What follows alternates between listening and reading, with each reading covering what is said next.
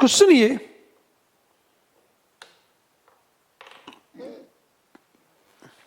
Question number 3 सी देखो क्या है। डेकार्ड के क्रिया प्रतिक्रियावाद की प्रक्रिया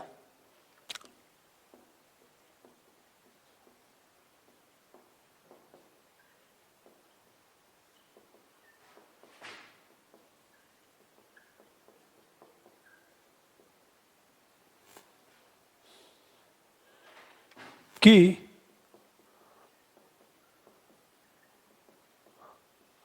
प्रतिक्रिया स्पिनोजा द्वारा स्पष्ट करें।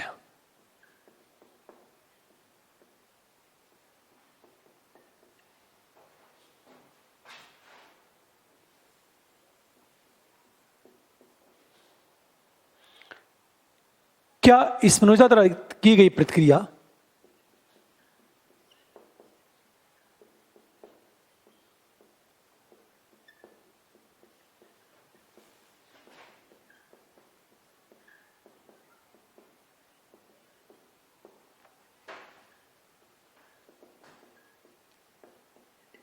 सुसंगत है? तर्क सहित उत्तर दें।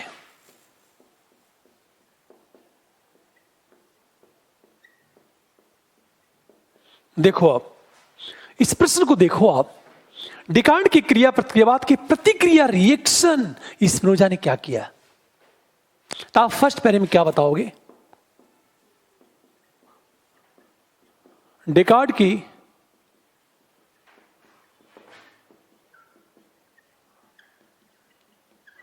क्रिया प्रतिक्रियावाद, इसमें सिंपल चीज है, मन और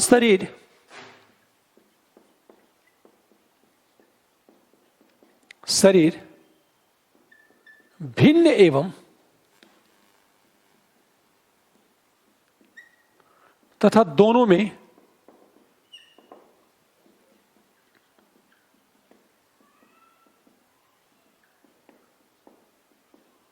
क्रिया प्रतिक्रिया होती है।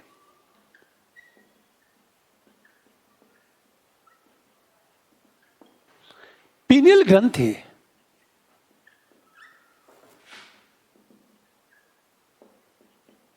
द्वारा, और पीनियल ग्रंथि मस्तिष्क का भाग है, पर यह बात हार्डली 15 से 20 शब्दों में बतानी है। 15 से 20 शब्दों में ये बातें बता के आगे बढ़ जाओ आप। हम आएंगे सेकेंड पैरे में। कारण ये है, क्वेश्चन क्या है कि प्रतिक्रिया स्पिनोजा द्वारा, आपको इनकी प्रतिक्रिया बतानी है। हमेशा ध्यान दो इस बात को। अब देखो आप, हम सेकेंड पैरे में आएंगे और हम स्पिनोजा द्वारा प्रतिक्रिया बताएंगे। अब थोड़ा सा हिंट कर रहा हूं मैं। स्पिनोजा ने क्या कहा कि मन का प्रभाव शरीर पर नहीं पड़ता। वस्तुतः क्रिया प्रतिक्रियावाद सुसंगत नहीं है, क्योंकि मन का प्रभाव शरीर पर नहीं पड़ता है। मन का प्रभाव शरीर पर माना एक भ्रम है। तो यह क्या कहता है,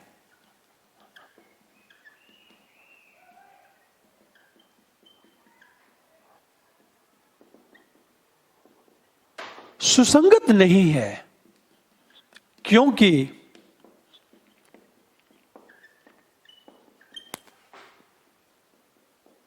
शरीर पर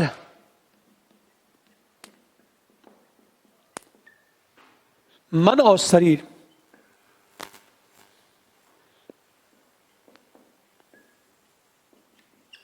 दोनों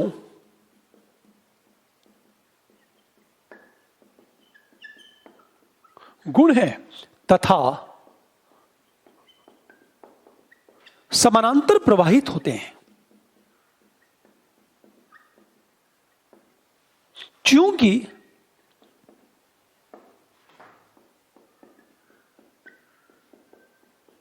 दोनों को सत्ता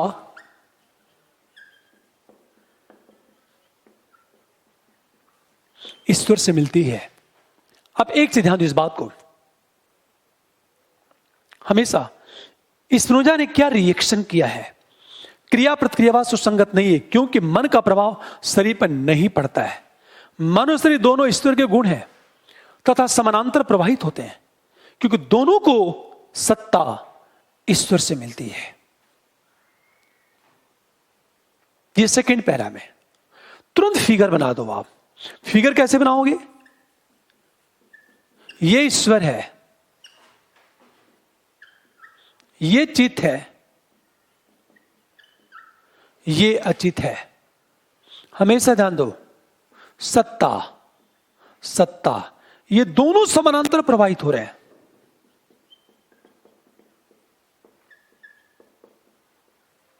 प्रवाहित हो रहे हैं। तुरंत यहां फिगर बनाओगे आप। ये कैसे दोनों समानांतर प्रवाहित हो रहे हैं? दोनों को सत्ता ईश्वर से मिलती है, दोनों में ईश्वर की समान अभिव्यक्ति है। अब देखो, आप ये सारी बातें करने के बाद स्पिनोजा कहता क्या है? मन का प्रभाव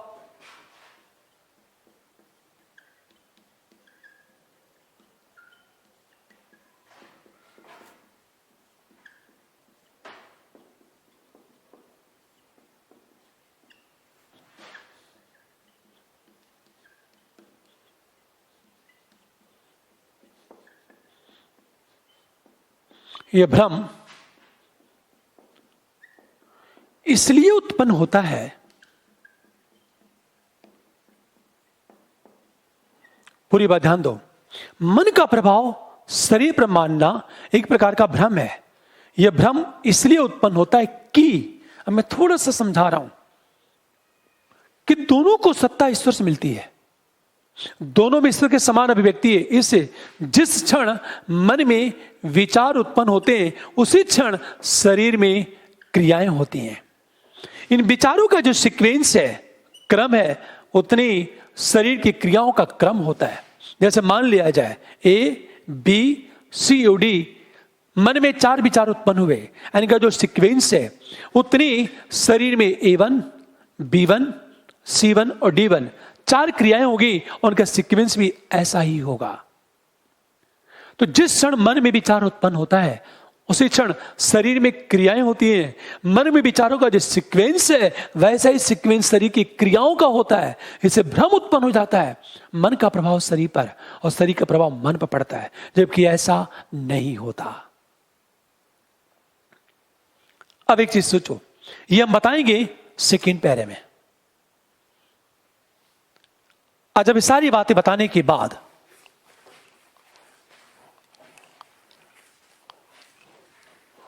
ध्यान सुनो इस बात को। अब हम आएंगे थर्ड पैरे में। थर्ड पैरे में क्या है? क्या स्पिनोजा द्वारा दी गई प्रतिक्रिया सुसंगत है? लेकिन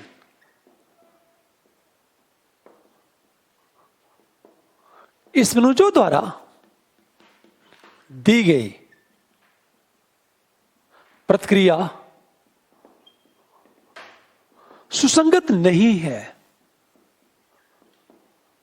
क्योंकि आधुनिक मनोविज्ञान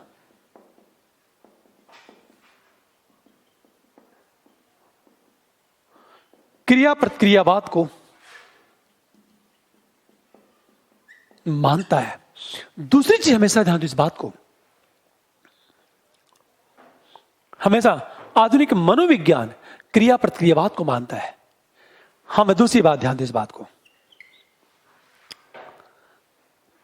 जो समानांतरवाद है वो तर्कसंगत नहीं है।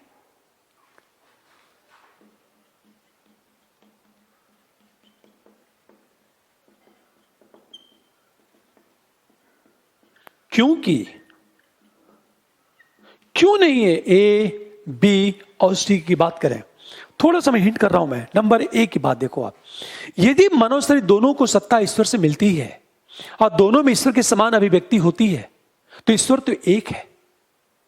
तो सबके विचारों में और शारीरिक क्रियाओं में समानता होनी चाहिए, पर ऐसा नहीं होता। सबके विचारों में और क्रियाओं में, शारीरिक क्रियाओं में समानता नहीं होती। यह बात हमेशा ध्यान दो इस बात को। नंबर 2 की बात करें हम लोग, अक्सर देखा होगा कि मान लिया जाए कि मस्तिष्क से जुड़ा हुआ कोई भाग या मस्तिष्क का कोई पार्ट यदि निष्क्रिय हो जाता है, तो विचार उत्पन्न होने के बावजूद शरीर क्रिया नहीं कर पाती। जैसे कुछ लोग पैरालिसिस के शिकार हो जाते हैं, और जब व्यक्ति पैरालिसिस का शिकार हो गया तो मन में तो विचार उत्पन्न होगा, हम ऐसा जानते हैं इस बात को। शरीर, इसका मतलब क्या है? दोनों को जो जोड़ने वाला है वो खत्म हो गया। इसका अर्थ क्या चीज है?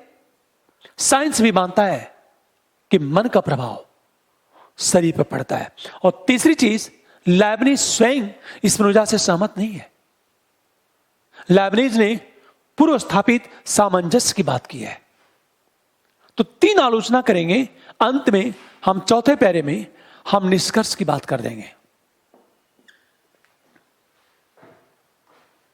और निष्कर्ष में हमसे एक लाइन, वस्तुतः डेकार्ट, स्पिनोजा और लाइबनिज तीनों ने मन शरीर संबंध को परिभाषित करने की कोशिश की, किंतु इनका व्यवहारिक समाधान हुर्सल ने विषयापेक्षा के रूप में दिया।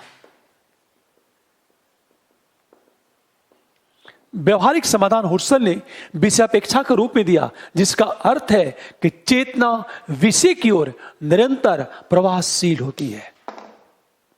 यह क्या करके हम आंसर को क्या करेंगे? क्लोज कर देंगे।